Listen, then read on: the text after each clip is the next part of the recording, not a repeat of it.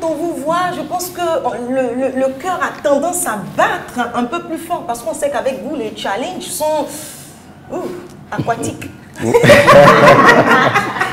Ah oui, on va dire les challenges sont... Voilà, mais c'est quand même bien apprécié les challenges. Bien sûr. Le docteur Ngandi, c'est quelqu'un que j'aime bien. Je l'apprécie beaucoup. Et puis, surtout quand il donne ses coups, il a une particularité, c'est que lui, il parle trop gros français, comme on le dit. Mais bon, c'est parce qu'il maîtrise bien son domaine et tout, donc il utilise les thèmes techniques dans le sens du thème. Donc quand je l'ai vu, il dit, ah, là encore, il va nous tuer les mots. Quand je vois Dr Ngandi, il dit, ça c'est encore les poissons que nous allons étudier aujourd'hui. C'est quoi le thème de votre cours? Aujourd'hui, nous allons aborder deux thématiques. Deux cours.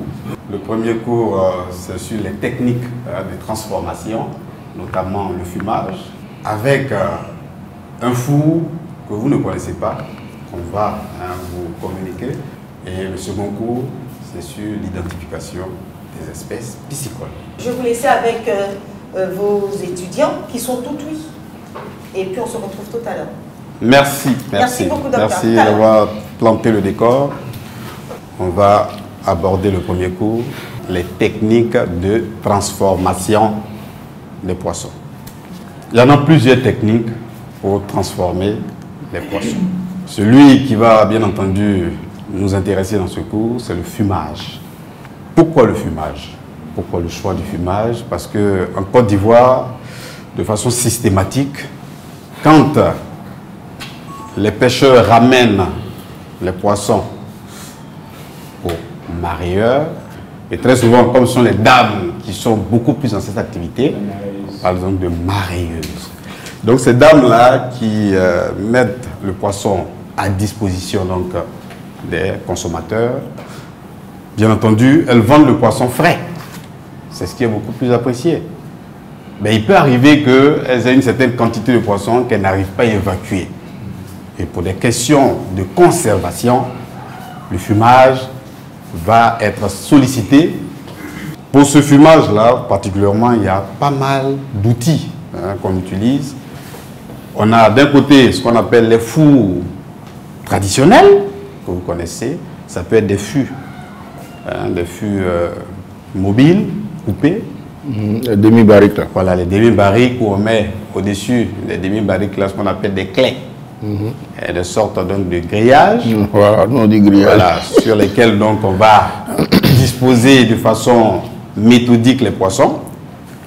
Donc il y a ce type de four traditionnel. Et puis il y a des fours améliorés. Ce qui va vous intéresser, c'est donc ces fours améliorés. Il y a le four dit FTT Tiaroy. Le fumage donc des produits de pêche par le FTT Tiaroy. Quelles sont les différentes étapes? Le four FTT Tiaroy, c'est la technique de transformation à partir donc du four qui a été conçu à Tiaroy. À Tiaroy, c'est au Sénégal. Quels sont les avantages de la technique FAO Tiaroy de transformation? Le four FTT Tiaroy. Quels sont les avantages? D'abord, au niveau donc des conditions de travail. Ça permet, bien entendu, de réduire ce qu'on appelle la prévalence des maladies, notamment cardiovasculaires, chez les dames qui fument. Des maladies oculaires. Ce type de four-là empêche le contact avec la fumée. Il n'y a pas de dégagement de fumée. On parle donc de zéro émission de fumée. Ensuite, il y a une rapidité de fumage. En 4-5 heures, vous avez des produits fumés. Et puis, ça va permettre donc de pérenniser le métier de fumeur, puisque l'outil est beaucoup plus pratique. Et donc, ceux qui, ici à Dôme, restent plus longtemps dans cette activité-là. Au-delà des conditions de travail, il y a la qualité sanitaire des produits. Ce type de produit-là, fumé avec les fours FTT, la teneur en benzoapyrène, qui est l'un des composés majeurs des HAP, est fortement réduite. D'accord? Ensuite, il y a une teneur en eau également qui est réduite. Il y a une hygiène alimentaire qui est meilleure pour ce type de produit fumé avec le FTT Tiaroy. Et enfin, ce type de produit-là est beaucoup apprécié et demandé par les consommateurs. Enfin, en termes d'économie et en termes d'environnement, il y a une réduction du combustible, la quantité de combustible qui est utilisée. Figurez-vous qu'avec le four FTT Tiaroy, on utilise 0,5 kg de combustible pour 1 kg de poisson fumé. Quand on fait le fumage avec le four FTT Tiaroy, on a deux étapes. D'abord, il y a la cuisson. Et ensuite, il y a le fumage. Cuisson plus fumage, il faut autour de 5 heures. D'accord? On peut aller au-delà, mais c'est la moyenne que je vous donne. Et un poisson qui est fumé avec le four FTT Tiaroy a une texture vraiment dorée, c'est-à-dire la couleur est dorée. Et le goût, en termes de qualité organoleptique, le goût est vraiment un goût apprécié des consommateurs parce que, bien entendu, le goudron qui rend le goût du poisson amer, là, on empêche que ce goudron se dépose. Donc, le goût est vraiment très, très apprécié. Et très souvent, le combustible qu'on utilise donne donc une certaine odeur à ce type donc, de poisson fumé. Fumer le poisson, moi, je le fais de manière très traditionnelle avec le feu directement, le grillage qui est déposé là et puis on met le poisson là-dessus. Après, on s'assure avec le feu qu'il n'y a pas trop de fumée pour ne pas qu'après ça sente la fumée. Mais vraiment, et c'est vraiment la seule technique que je connaissais jusqu'à ce jour.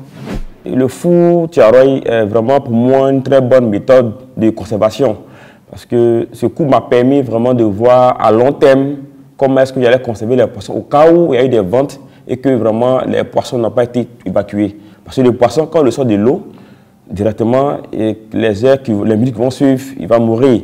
Donc si la vente n'a pas été vraiment effective et qu'il y a eu reste, au lieu de mettre au frigo, il y a encore autre méthode de conservation. Sur le coup, quand j'apprends que c'est un peu dangereux de fumer le poisson directement avec le contact du feu, de la grille et de l'huile qui retombe sur le feu qui remonte, ça me fait peur dans un premier temps et je me dis maintenant avec les connaissances que j'ai, je vais adapter à ce que j'ai appris. Deuxième partie, c'est l'identification des poissons piscicoles. Ou si vous voulez, l'identification des poissons piscicultivables. C'est la même chose. Il y a un certain nombre de poissons dont les études, notamment la recherche, a permis de pouvoir sélectionner et donc de pouvoir les élever. On en a au total 5 groupes. On a Orochromis niloticus. On va voir également le genre Clarias. Ensuite, le genre Heterobronchus. La quatrième espèce qu'on va voir, c'est Chrygistis nigrodigitatus, le mâchoiron. Et enfin, le dernier qu'on va voir, c'est Heterotis niloticus. Quand le professeur commence à citer le nom de poisson en termes techniques, tout ce qui vient dans ma tête, il faut donner les noms terre à terre que nous on connaît. Parce que terre à terre, même, moi, je ne connais pas. Et puis, Dieu maintenant met les noms scientifiques là. Ah, vraiment, aujourd'hui là, ça va chauffer des... Franchement, je ne connaissais pas les noms scientifiques des poissons. Et même moi, j'ai du mal à différencier les poissons. Je ne connais même pas les noms des poissons. Je sais que ce n'est pas très joli à entendre pour une femme, mais je connais juste Apollo, Mani et puis Tilapia. Le reste là, on va se blaguer. Vous connaissez les nageoires. À partir des nageoires, on arrive à distinguer dans un premier temps certains poissons. Pour le tilapia, celui qu'on appelle le tilapia, c'est le genre Orochromis et l'espèce Orochromis niloticus. Mais le tilapia, le champion qu'on élève, c'est celui qu'on appelle le tilapia du Nil, Orochromis niloticus. Comment il faut le reconnaître? Orochromis niloticus, le tilapia du Nil, est de façon impropre appelé carpe dans nos communautés. Mais sachez qu'il y a des carpes et il y a des tilapias. Ce n'est pas la même chose. Les différents poissons, comment les identifier rapidement? Le tilapia, qu'on connaît a une coloration grisâtre. Au niveau du ventre et des flancs, la coloration est rosâtre. Pour un poisson qui vient de sortir de l'eau. Et au niveau du tilapia Orocomine nauticus, vous allez voir qu'il y a une alternance de bandes noires. Très souvent, c'est beaucoup marqué au niveau de la nageoire caudale.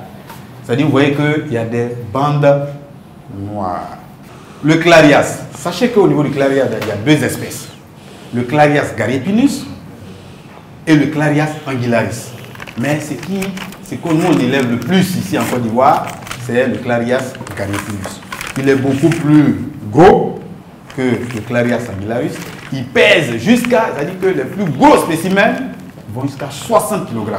Clarias gariepinus, silure. Le premier silure qu'on est en train de voir. Parce qu'il y a deux silures qu'on va voir. Clarias gariepinus et l'autre silure qu'on va voir tout à l'heure, Heterobronchus longifilus. Quelle est la distinction? Comment reconnaître le clarias gariepinus? Au niveau du clarias gariepinus, la couleur est marbrée. Couleur marbrée plus ou moins foncée. Quand vous voyez, c'est marbré. Pour ceux qui connaissent le marbre. Le corps, il est allongé et cylindrique.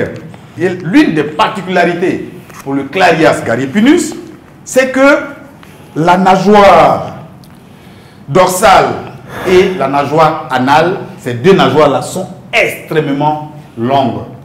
Deuxième silure, c'est le genre Heterobronchus. Il y a deux espèces. Heterobronchus longifilis et Heterobronchus isopterus.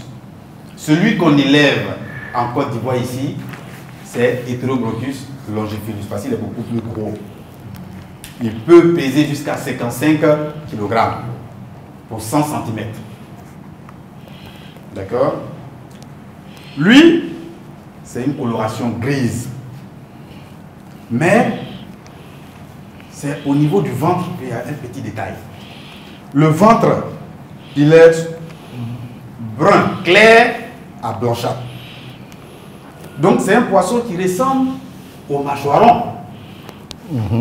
À la différence que la nageoire adipeuse qui se retrouve ici là est beaucoup plus longue.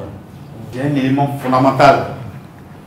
Surtout au niveau de la nageoire dorsale. C'est qu'il y a un rayon épineux qui est vraiment très développé. Il faut faire très attention à ce rayon épineux là. Quand vous attrapez le mâchoiron. Parce que si ça vous pique, ça vous tétanise. Vraiment, c'est là. Au niveau des nageoires pectorales, il y a également un rayon épineux qui peut piquer aussi. Sur les deux. C'est pour ça que les deux se ressemblent. Coloration gris argenté pour le mâchoire. Enfin, Heterotis niloticus. Heterotis niloticus, lui, il est d'une famille qui est carrément différente des deux autres groupes. C'est une famille, la famille donc des ostéoglossidés. D'accord? Et ce poisson-là, lui, il a une coloration gris-bronze. C'est un poisson qui a des écailles. Et la nageoire dorsale et la nageoire anale sont allongées. Les deux là sont allongées et se terminent juste à côté de la nageoire caudale. Heterotis niloticus, qu'on appelle le poisson Cameroun. Ouais. Cameroun. Cameroun. Dans certaines localités, on appelle ça Aplaba. Voilà, je vous informe donc que c'est la fin de ce qui nous réunissait dans cette salle. On va se voir tout à l'heure pour les challenges.